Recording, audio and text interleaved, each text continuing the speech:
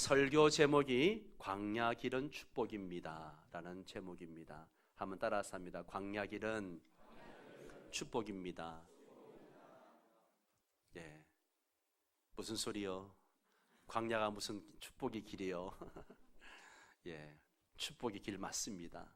예, 광야를 한마디로 정의한다면, 사람들 생각대로 얘기한다면 사람이 살 수 없는 땅을 광야라고 이야기하죠. 오늘 본문은 아닙니다만은 그 본문 밑에 나오는 15절을 보면 광야를 이렇게 표현하고 있죠. 광대하고 위험한 광야, 곧 불뱀과 전갈이 있고 물이 없는 간조한 땅, 한마디로 위험한 땅이라 그렇게 말하고 있습니다. 독을 잔뜩 머금고 있는 불뱀과 전갈이 있고 사람이 머물러 살 수 없는 땅이요, 물이 없어서 메말라 식물도 살 수 없는 땅을 광야라고 그렇게 표현하고 있습니다. 사람이 살 수 없는 땅, 그러므로 광야는 그 누구라도 결코 들어가고 싶지 않은 곳이기도 합니다. 그런데 하나님께서는 이스라엘 백성들을 어디로 인도하셨어요? 광야로 인도하셨습니다. 이스라엘은 하나님께서 놀라운 은혜를 품어주시고 강한 권능을 베푸셔서 출애굽을 시킨 민족입니다.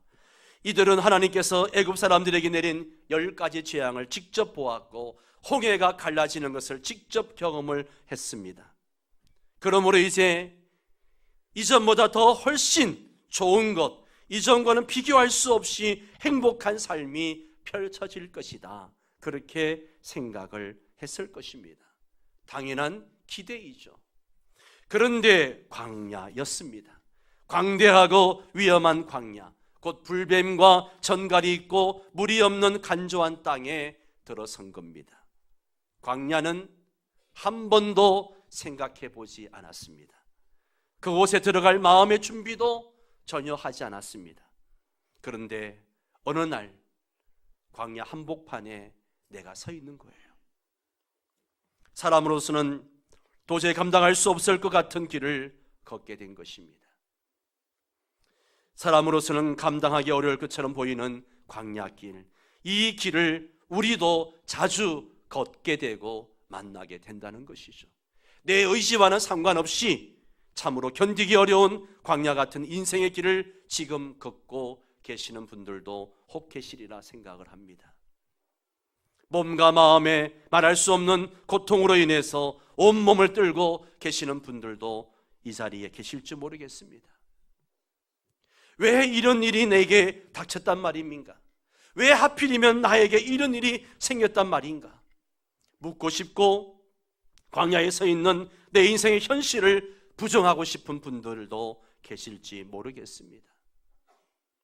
그런데요, 전능하신 하나님께서는 이 광야의 삶이 우리에게 저주가 아니라 복이라고 말씀하신다는 사실을 여러분 아십니까? 광야의 삶이 저주가 아니라 복이다라고 말씀하십니다. 본문에 이어지는 16절 말씀을 한번 볼까요? 같이 읽습니다. 내 조상들도 알지 못하던 만나를 광야에서 내게 먹이셨나니 이는 다 너를 낮추시며 너를 시험하사 마침내 내게 복을 주려 하심이었느니라. 할렐루야. 마침내 너에게 복을 주려고 했던 것이다. 광야 길을 걷게 하신 목적이 무엇이냐? 너에게 복을 주기 위함이다 라고 말씀하십니다. 그렇습니다. 광야 길은 축복의 길입니다. 고생은 고생으로 끝나는 것이 아닙니다. 고통은 고통으로 끝나는 것이 아닙니다. 고통과 고난, 이 광야 길은 하나님께서 우리를 축복하시는 길이라고 말씀하시는 것을 분명히 기억하시기 바랍니다. 이제 본문을 통해서 하나님께서 광야 길을 통해 우리를 어떻게 축복하시는지 함께 살펴보기를 원합니다. 바라기는 주님의 은혜가 우리 가운데 풍성해서 이 광야 길을 바라보는 우리의 시각이, 우리의 패러다임이 교정되어지는 그런 은혜가 있기를 바랍니다. 그래서 오늘 내가 광야에서 서 있더라도 그 길에서 주시는 주님의 축복을 풍성하게 누리게 되기를 주의 이름으로 축복합니다. 첫째로 광야길은요, 하나님께서 인도하시기 때문에 축복이라는 겁니다. 광야길을 누가 인도하세요? 하나님이 인도하십니다. 어떤 분들은 광야를 저주받은 땅이라고 말합니다. 그래서 광야 인생을 살아가는 사람들을 향해서 저주받은 인생이라 그렇게 생각하기도 합니다. 하나님께 버림받았다고 단정 짓는 사람들도 있습니다. 그런데 과연 그럴까요? 과연 광야 인생을 사는 사람이 하나님께 버림받은 것일까요? 하나님께서는 결코 그렇게 말씀하시지 않습니다. 하나님의 백성이 걷는 광야 길은 하나님께서 직접 그 길로 인도하신 길이요, 또한 광야 여정 내내 친히 동행하신다라고 말씀하고 계십니다. 그러므로 광야 길은 저주가 아니라 축복의 길입니다. 오늘 2절에서도 광야 길은 하나님께서 걷게 하신 길이라 말씀하십니다. 2절을 같이 읽습니다. 내 하나님 여호와께서 이 40년 동안에 내게 광야 길을 걷게 하신 것을 기억하라. 이는 너를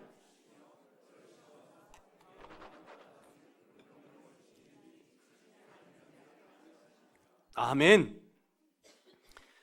이 40년 동안 광야 길을 걷게 하신 것을 기억하라. 광야 길을 걷게 하신 것을 기억하라. 저주받아서 심판받아서 광야 길을 걷고 있는 게 아니라는 겁니다. 하나님의 섭리 가운데 광야 길을 걷게 된 것이죠. 하나님께서 광야로 인도하신 겁니다. 마태복음 4장에 보면 예수님께서 세례를 받으신 후에 성령님께 이끌려 광야로 나가시는 장면이 나옵니다. 예수님께서도 이 광야 길을 거쳐서 공생애를 시작하셨고 마침내 하나님의 거룩하신 뜻을 성취하여 온 인류를 구원하시는 놀라운 역사를 이루셨습니다.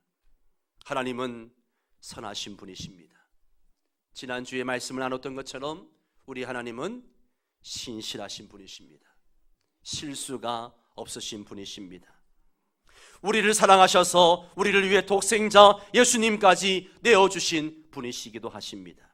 그런데 우리에게 고통을 주시려고, 나를 나쁘게 만드시려고 광야길을 걷게 하시겠습니까? 절대로 그렇지 않습니다. 하나님의 계획에는 우리를 힘들게 하고 우리를 나쁘게 만들려고 하시는 계획이 없습니다. 우리를 위해서 더 좋은 것을 주시기 위해서 광야길을 인도하시는 것이죠. 그래서 예레미야 선지자는 이 사실을 깨닫고 예레미야 19장 11절에 이렇게 말하죠. 한번 같이 읽을까요? 시작. 여호와께서 말씀이니라 너희를 향하신 나의 생각을 내가 아나니 평안이요 재앙이 아니니라 너희에게 미래와 희망을 주는 것이니라. 할렐루야. 우리를 향한 하나님의 계획이 뭐라고요? 평안이요 미래의 희망입니다. 결코 재앙이 아닙니다. 그런데 이 말씀을 이스라엘 백성들에게 언제 들려주셨는가? 이스라엘이 바벨론이라는 나라에 멸망당할 때 주신 말씀이에요. 광야 길에 들어섰을 때 주신 말씀이라는 것이죠. 광야 인생을 시작할 때 주신 말씀이에요. 광야 길은 재앙이 아닙니다. 하나님께서 도리어 평안을 주시고 미래에 더욱 좋은 것을 주시기 위해 광야 길을 걷게 하시는 겁니다. 광야 길을 통해 하나님께서는 이스라엘 백성들을 젖과 꿀이 흐르는 땅 가나안 땅으로 인도해 주셨습니다. 광야를 건너는 동안 동행하시면서 지키고 보호해 주셨습니다. 만나를 내려주시고 반석에서 물이 나게 하시고 적군을 물리치시기도 하시고 마침내 그들에게 주시겠다 약속했던 축복의 땅으로 들어가게 하셨습니다. 그러므로 광야는 저주가 아닙니다. 도리어 광야는 놀라운 축복임을 믿으시기 바랍니다. 아프리카 우간다에서 외딴 농촌에서 선교하는 스미스 선교사, 선교 활동을 하는데 한 번은 몹시 몸이 아팠습니다. 그런데 선교 본부에서 선교 지원금이 오지 않는 겁니다. 먹을 것도 다 떨어졌습니다. 약도 구할 수가 없습니다. 선교 헌금이 한 달이나 늦게 도착을 했습니다. 한 달 동안 어렵게 지낼 수밖에 없었고 원망스럽고 또 본부를 원망하고 그랬었습니다. 그 이듬해에 스미스 선교사는 안식년을 맞아 본국으로 돌아갔습니다.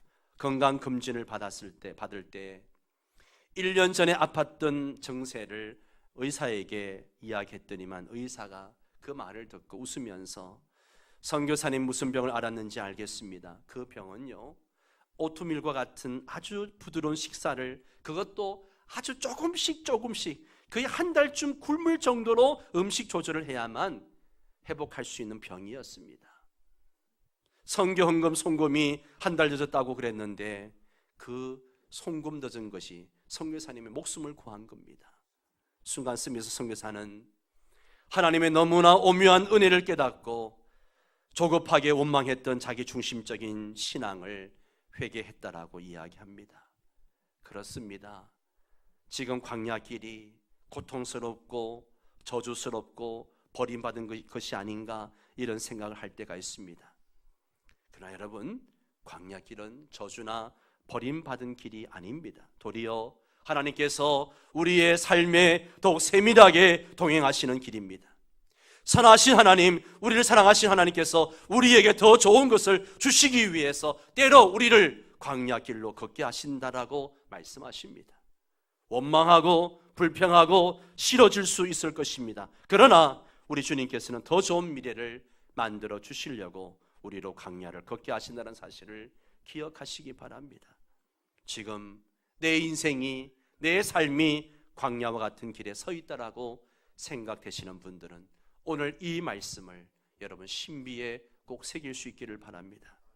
바라기는 광야 길에 서더라도 하나님이 함께하고 계신다는 사실을 믿는 믿음으로 주님 손 붙잡고 승리하는 저와 여러분 우리 모두가 되시기를 주의 이름으로 축원합니다.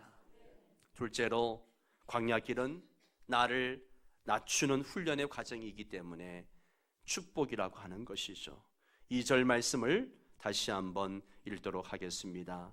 내 하나님 여호와께서 이 40년 동안에 내게 광야 길을 걷게 하신 것을 기억하라. 이는 너를 낮추시며 너를 시험하사 내 마음이 어떠한지 그 명령을 지키는지 지키지 않는지 알려하려 하심이라. 아멘. 하나님께서 하나님 백성들을 광야로 이끌어 가시는 이유가 무엇이냐? 우리를 낮추시고 시험하기 위해서라, 그렇게 말씀하십니다. 우리를 낮춘다는 것은 우리를 겸손하게 만드신다는 것이고, 우리를 시험한다는 것은 내 안에 무엇이 들어있는지를 그것을 드러나게 만든다는 것을 의미합니다. 모든 사람들이 가진 가장 고질적인 영적인 병 가운데 하나는 바로 교만입니다. 자기를 높이려는 것이요. 에덴 동산에서 아담과 하와가 선악과를 따먹게 되는 결정적인 이유가 어디에 있었습니까? 하나님과 같이 되려고 하는 마음이 있었다는 것이죠. 하나님과 같이 되려는 마음, 이 마음이 깨어져야 건강한 영혼인 것입니다. 광야에 들어가면 교만한 마음이 겸손해질 수 있습니다. 광야에서는 내 힘으로 할 수 있는 것이 없거든요. 내 마음대로 되는 것도 없어요. 그동안 나는 내 힘으로 다 할 수 있다고 생각했습니다. 내 뜻대로 되어야 한다고 생각했습니다. 그런데 고생하다 보니까 내 뜻대로 되는 게 아니구나 하는 것을 깨닫게 됩니다. 여러분, 인생 자체가 그렇지 않습니까? 내 뜻대로 되는 게 뭐가 있습니까? 여러분의 건강 문제 내 뜻대로 되든가요? 내가 아프고 싶어서 아픕니까? 내 사업, 내 직장의 문제 내 뜻대로 되든가요? 내가 궁핍하게 살고 싶어서 그렇게 삽니까? 자녀 문제 뜻대로 되든가요? 안 됩니다. 광야에서는 내 뜻대로 되는 게 없습니다. 사실 내 뜻대로 안 되니까 고생인 것이요, 결국 내 자신에 대해 절망하게 됩니다. 그때 우리 인생은 겸손해지는 것이죠. 교만은 패망의 선봉이지만 겸손은 은혜를 받고 축복받는 지름길입니다. 우리가 겸손해지면 하나님께서 풍성한 은혜를 내려주십니다. 그러므로 광야는 우리에게 축복입니다. 또 하나, 광야에서 우리를 시험하신다고 했습니다. 우리 안에 무엇이 들어있는지 드러나게 만드시는 거죠. 오전에 이 말씀을 함께 나누었는데 어떤 성도가 울면서 제 방에 찾아왔어요. 목사님 말씀을 들으면서 많이 회개했어요. 나는 잘 나가는 사람이었고 나는 멋있는 사람이었고 뭐든지 할 수 있는 사람인 줄 알았는데 광야를 만나보니까 내가 얼마나 연약한 사람이고 내 안에 얼마나 죄가 많은지 그걸 깨닫게 되었다고. 그렇습니다, 여러분. 광야를 만나게 되면 본색이 드러납니다. 여러분, 사람 급할 때 본색이 드러나죠. 고난당할 때 그 사람의 본색이 드러나게 되어 있습니다. 광야에 들어가면 사람의 진짜 모습이 드러납니다. 진짜로 하나님께 순종하는지 안 하는지를 알게 되는 거죠. 하나님을 잘 믿는다고 호언장담하는데 광야에 들어가면 내가 정말 하나님을 신뢰하고 있는지 않는지 적나라하게 드러나게 되어 있습니다. 베드로가 주님 앞에서는 내가 죽을지언정 주님을 부인하지 않겠습니다, 그렇게 호언장담했지만 막상 시험의 순간이 왔을 때 주님을 모른다고 3번씩이나 부인하지 않았습니까? 이것이 베드로의 진짜 모습이었습니다.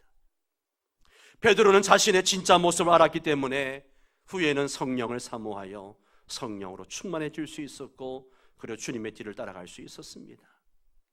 그렇습니다. 시험은 우리 안에 있는 진짜 모습을 그대로 드러내줍니다. 그래서 우리 스스로가 가짜 모습에 빠져 있지 않고 진짜 내 모습을 발견하게 하고 내 스스로를 더 건강한 영으로 성장시켜 나가게 하는 것이죠. 태풍이 불어오면 굉장히 고통스럽습니다. 태풍이 없으면 평안하기는 합니다만은 바닷속 생물들이 썩어간다고 합니다.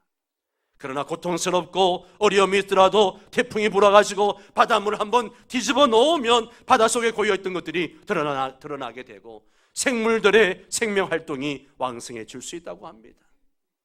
그러므로 고통스럽더라도 태풍은 우리에게 반드시 필요합니다. 마찬가지입니다. 견디기 어렵고 뚫고 나가기 힘든 광야길도 반드시 필요한 것이죠.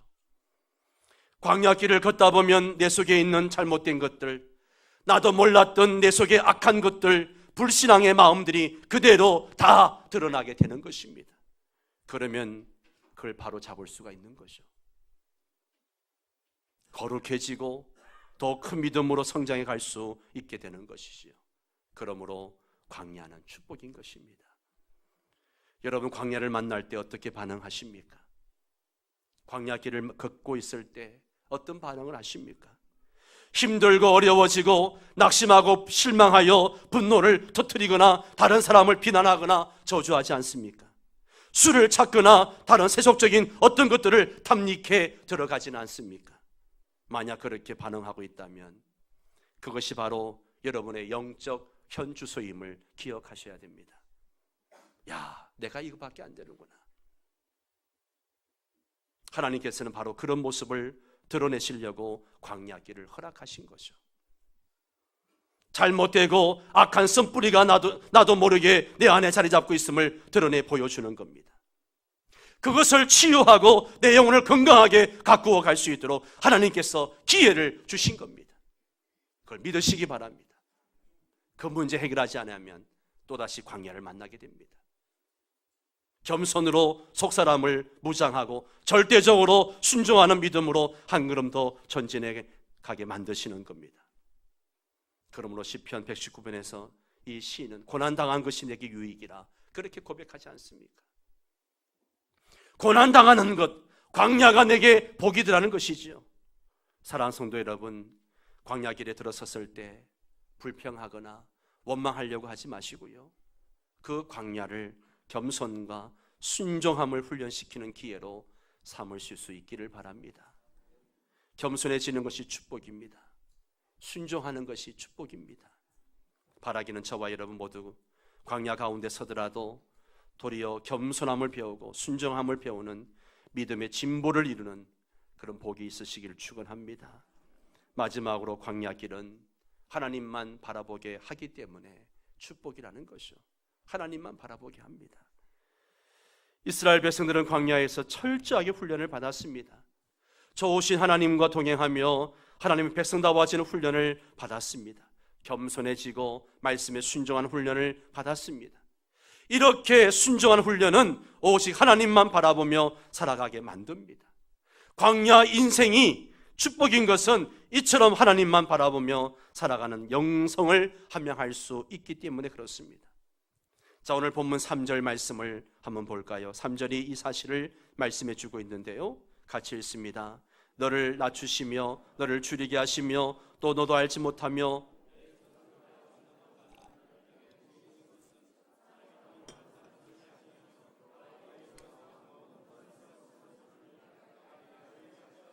아멘. 사람이 사는 길이 무엇인가를 알게 하려고 광야길을 인도하셨다고 말씀하십니다. 여호와 입에서 나오는 모든 말씀으로 사는 줄을 네가 알게 하려 하심이라 말씀하십니다. 생명의 원천이 하나님이심을 분명히 깨닫게 만드시는 겁니다. 떡을 먹는다고 사는 게 아닙니다. 밥을 먹는다고 영원히 사는 게 아닙니다. 사람이 사는 길, 영원히 사는 길은 오직 하나님의 말씀에 믿음으로 순종하는 것밖에 없습니다. 다른 방법이 없습니다. 그러므로 사는 길은 하나님의 말씀에 귀 기울이며 하나님만 바라보는 것임을 가르쳐주는 것이죠. 광야에 서게 되면 하나님만 바라보게 됩니다. 하나님만 의지하게 됩니다. 그래서 하나님이 주시는 만나를 먹고 하나님이 주시는 물을 마시고 하나님 보여주시는 구름 기둥과 불 기둥을 따라서 이동하게 되는 것이죠. 다른 것을 보지 않습니다. 오직 하나님만 바라보며 따라가게 됩니다. 이렇게 하나님만 바라보며 따라가게 되면 어떤 결과가 있는 줄 아십니까? 6절에서 10절까지의 말씀에서 가르쳐주고 있는데요, 우리 6절에서 10절까지 다시 한번 한 절씩 교독을 합니다. 제가 6절을 읽습니다. 내 하나님 여호와의 명령을 지켜 그의 길을 따라가며 그를 경외할지니라.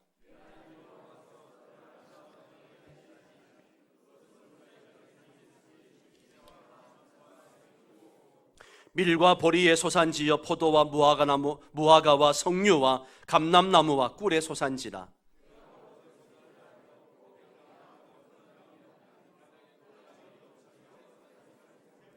같이 읽습니다. 네가 먹어서 배부르고 내 하나님 여호와께서 옥토를 내게 주셨으므로 말미암아 그를 찬송하리라. 아멘.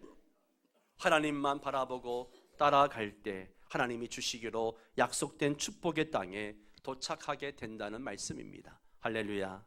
가나안 땅, 이것은 오늘 우리에게 하나님께서 약속하신 천국이기도 합니다. 오직 주님을 믿고 바라보며 따라갈 때 우리가 도착할 곳입니다. 주님만 바라보며 따라갈 때 주님의 길을 따라 주님이 계신 그곳에 들어가게 됩니다. 주님만 바라보는 훈련, 주님의 말씀에 순종할 때 살아갈 수 있다는 사실을 배우는 것이 바로 광야입니다.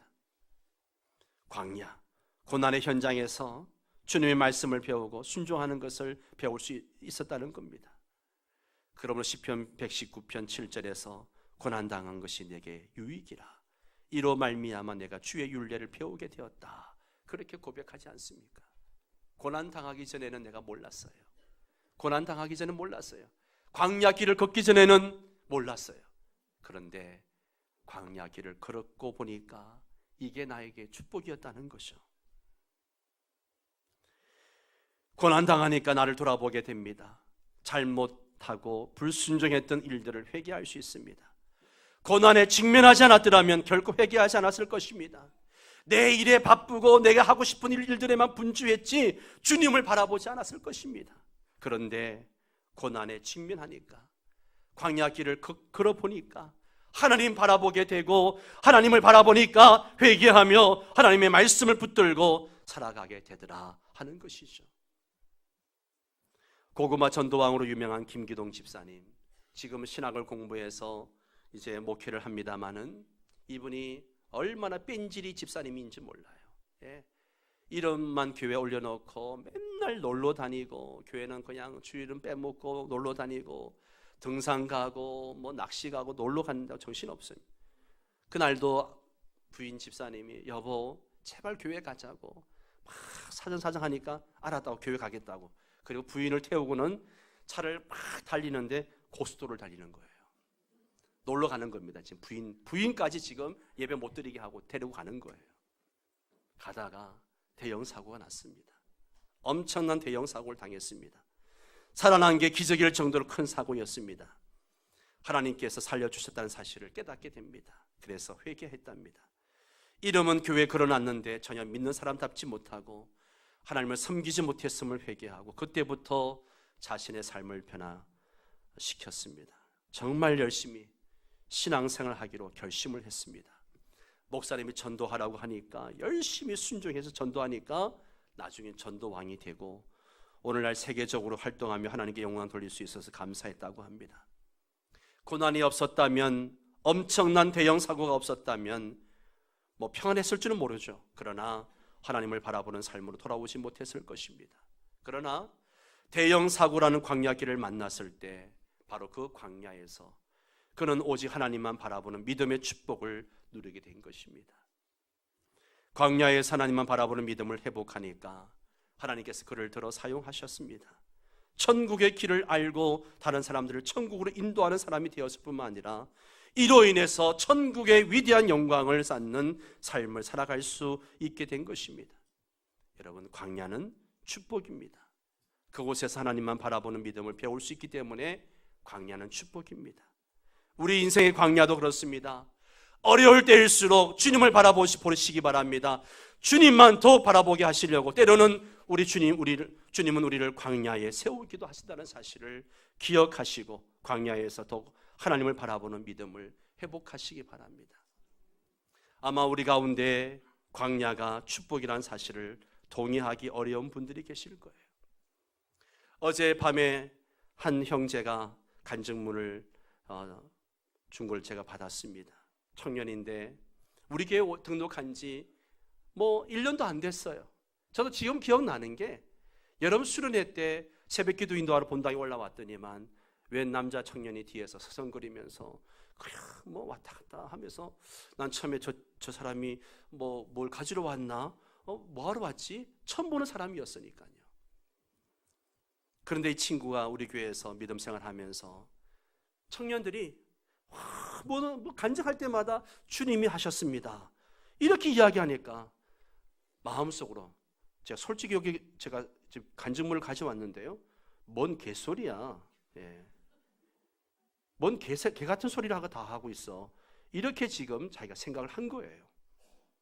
그러다가 교회가 청년들이 선교 간다고 하니까 선교